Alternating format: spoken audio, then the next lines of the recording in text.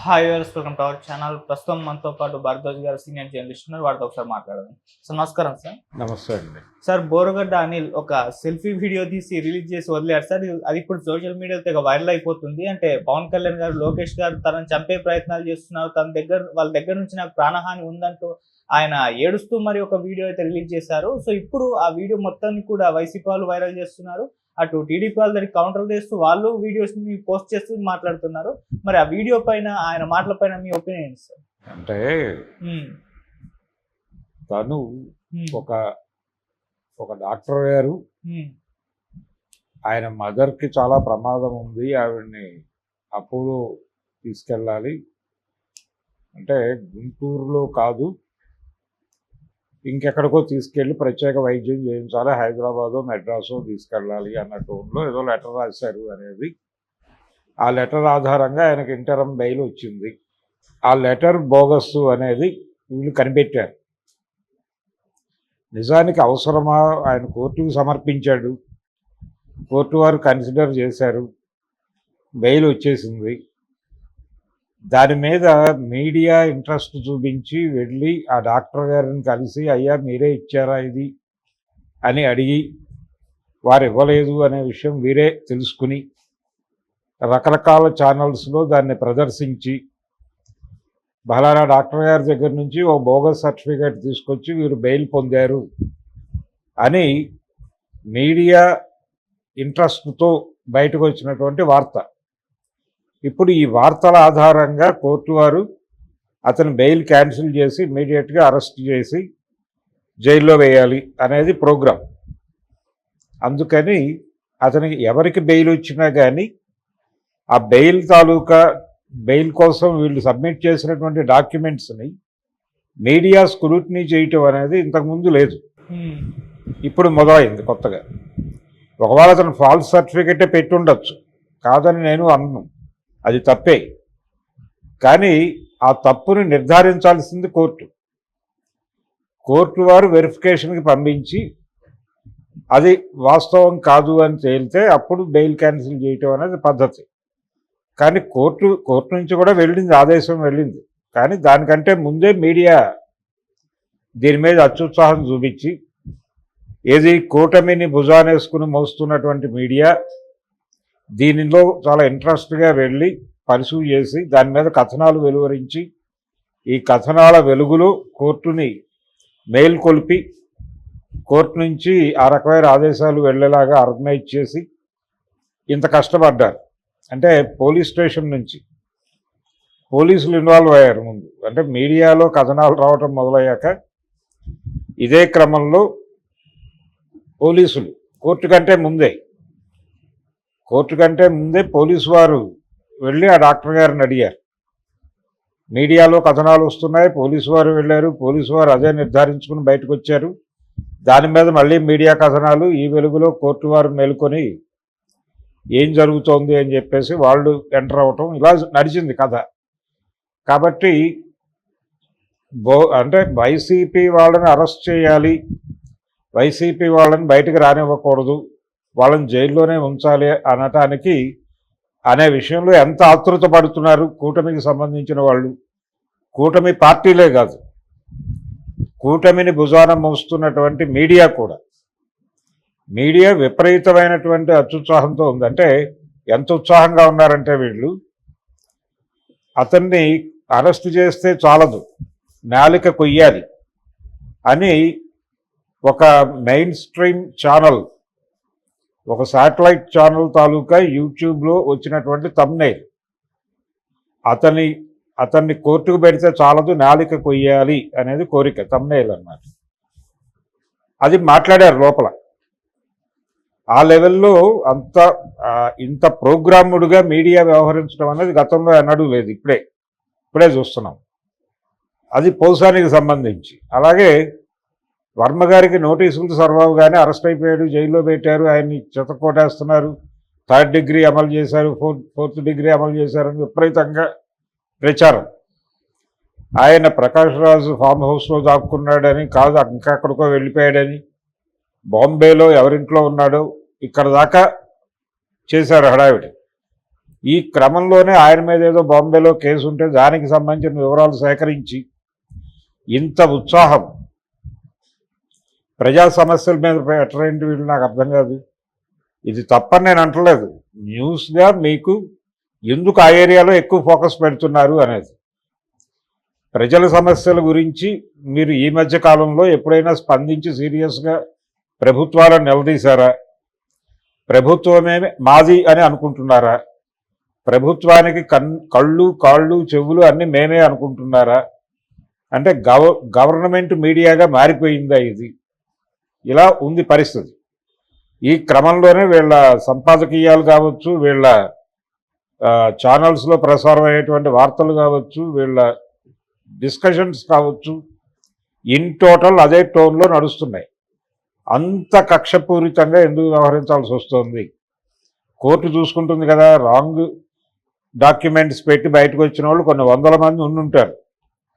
వాళ్ళందరి మీద మీరు ఏదైనా ఫోకస్ పెట్టి స్టోరీలు చేస్తున్నారా? చేయట్లేదు కదా. ఈయనేదో డాక్టర్ లెటరు ఫోర్జరీ చేశాడు అనేది ఇప్పుడు ప్రూవ్ అవుతోంది.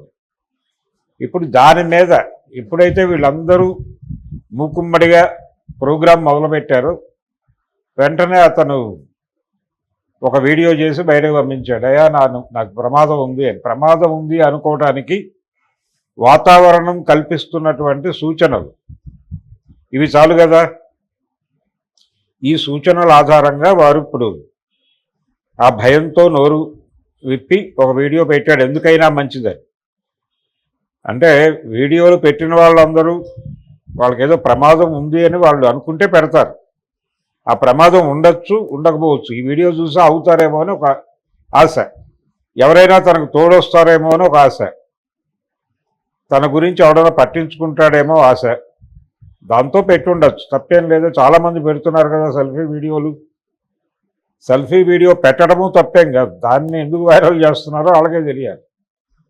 అంటే భయపడిపోతున్నాడు, పారిపోతున్నాడు, ఇతను దొరికేస్తున్నాడు, ప్యాలెస్లోనే ఉన్నాడు, జగన్ ఇంట్లో షెల్టర్ తీసుకున్నాడు అని రాసేసారు, అయిపోయింది.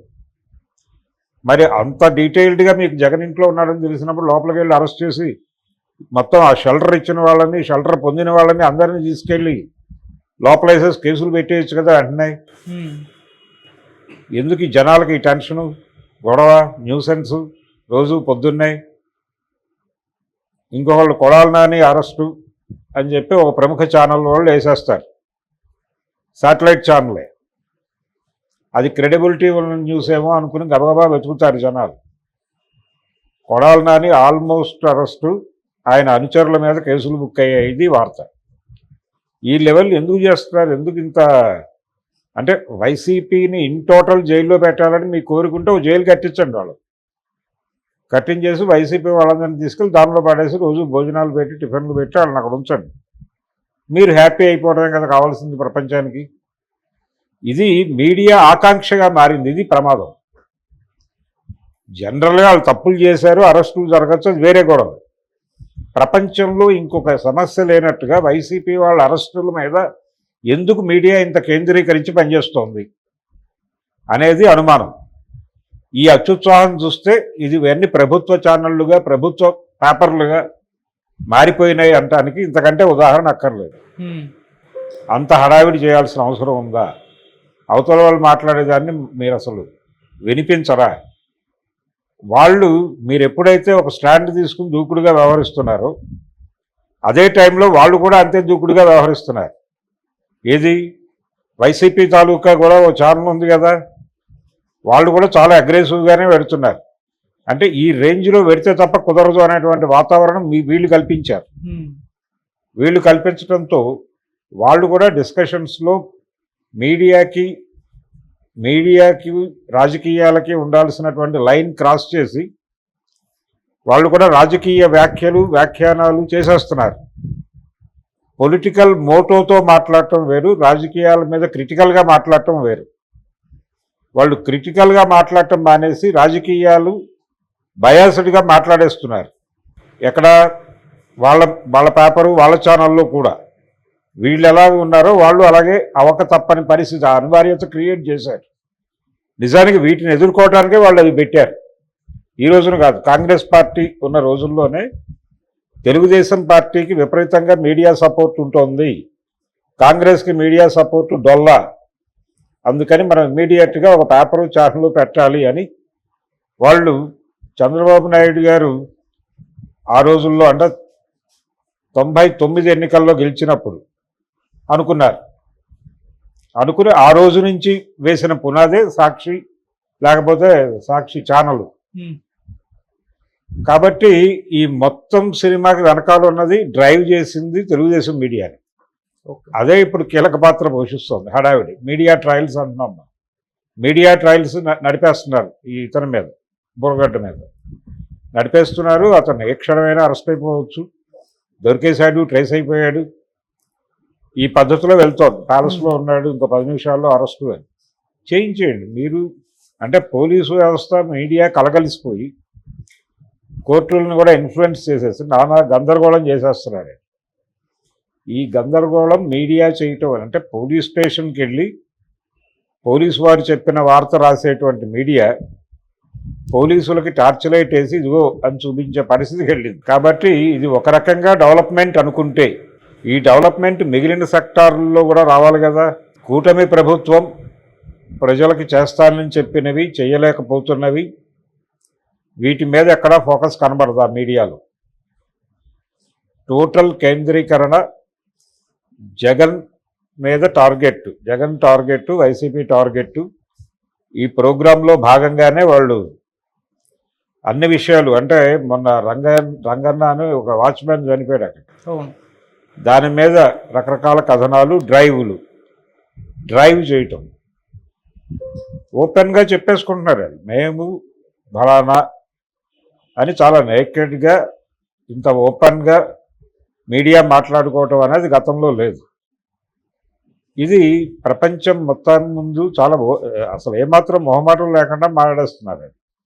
రాజకీయ నాయకులు అలాగే మీడియా పర్సన్స్కి మధ్య ఉన్నటువంటి ఆ గీత చెరిగిపోయి రాజకీయ శిబిరాలుగా మారిపోయినటువంటి మీడియాను చూస్తున్నాము. అందుకని అతను చేసింది తప్పైతే ఆ తప్పు చేసిన చాలామంది అలాంటి తప్పులు చేసి రాంగ్ డాక్యుమెంట్స్ పెట్టి బయటకు వచ్చిన వాళ్ళు చాలామంది ఉంటారు. నిజానికి ఈ హడావిడి జరగకపోతే అతను ఆ బెయిల్లో ఉన్నాడు కాబట్టి అతను ఖచ్చితంగా ఎక్కడో చోట హాజరు కావాలి.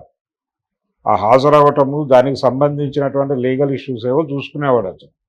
ఈ గొడవ లేకపోతే ఈ గొడవ చేసి ఇప్పుడు వాళ్ళ మదర్ నిజంగానే ప్రాబ్లంలో ఉండుండొచ్చు. ఆ ప్రాబ్లం అంటే ఇప్పుడు అతన్ని కార్నర్ చేసి ఒకవేళ వాళ్ళ మదర్ చనిపోతే దానికి బాధ్యత తీసుకుంటారా వీళ్ళు? ఎందుకు గొడవ? అసలు మీ ఇంట్రెస్ట్ ఏమిటి?